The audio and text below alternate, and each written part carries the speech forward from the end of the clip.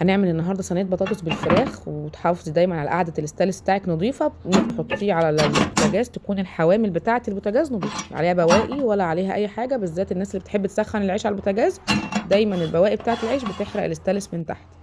نحطها ونغطي عليها 10 دقايق تسخن، ونختبرها بالميه. عملت كرات الميه كده اتبلورت خلاص جاهزه انك تحمري الفراخ بتاعتك من غير اي دهون من غير اي سوائل، وهي تحتفظ بالسوائل بتاعتها من جوه، مش هتنشف معاكي ولا اي حاجه، تحمر من بره وتفضل من جوه جوسي زي الفل. هنقلب كده الناحيه التانيه، طبعا شايفين اللون روعه روعه، طبعا ما فيش اي ستانلس في الدنيا ممكن تعملي في الحركه دي، انسي. هتقلبيها على الناحيه التانيه. وعلى فكره انا غطيت كمان وانا بحمر عشان تاخد بقى براحتها كده وتنزل الدهون بتاعتها وما تلزقش خالص. تقلبي الناحيتين، اتحمرت كويس في الناحيتين، شايفه اللون طبعا تحفه ازاي.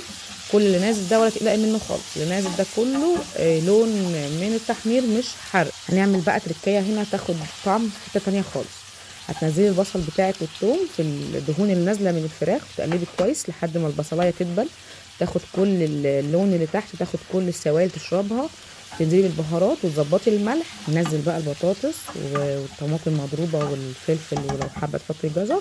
تسيبيها تاخد بقى غلوتين مع بعض، والف هنا وشفا.